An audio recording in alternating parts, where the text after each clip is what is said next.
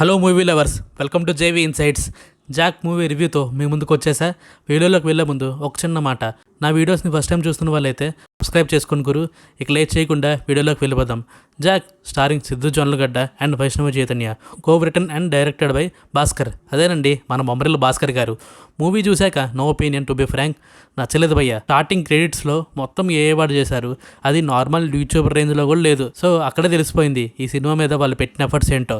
తర్వాత ఏదో ఇంట్రెస్టింగ్గా తీసుకెళ్ళిన ఫ్లాట్ నరేషన్ ఇంకా వీక్ స్క్రీన్ ప్లేతో నీరసం వచ్చేస్తుంది. ఫస్ట్ హాఫ్ అయ్యాక అమ్మయ్య అనిపిస్తుంది, కానీ సెకండ్ హాఫ్ స్టార్ట్ అయ్యాక ఫస్ట్ హాఫే బెటర్ అనిపించింది. అసలు రా బ్యాక్డ్రాప్లో మూవీ తీస్తే ఎలా ఉండాలి, మనం ఎంత ప్రశాంతంగా పీస్ఫుల్గా బతుకుతున్నామంటే దానికి వాళ్ళు కూడా ఒక కారణం.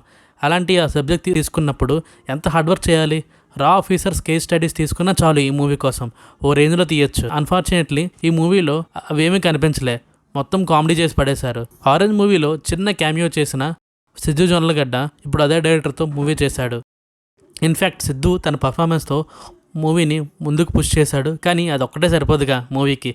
భాస్కర్ గారి ప్రతి మూవీలో ప్రకాష్ రాజ్ గారికి మంచి డెప్త్ ఉన్న రూల్ ఉంటుంది.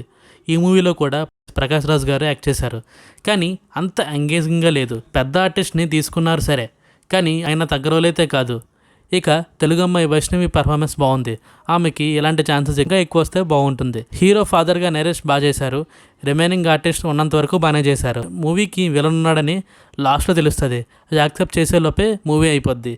చాలా సీన్ గ్రీన్ స్క్రీన్ యూస్ చేసినట్లున్నారు, అది క్లియర్గా తెలిసిపోతుంది. మ్యూజిక్ పెద్ద మైనస్, సాంగ్స్ ఇంకా బీజిఎం సోసోగానే ఉన్నాయి. చాలా ఇయర్స్ తర్వాత బొమ్మరిల్లు భాస్కర్ నుంచి వస్తున్న మూవీ కాబట్టి చాలా ఎక్స్పెక్టేషన్స్ పెట్టుకున్నారు.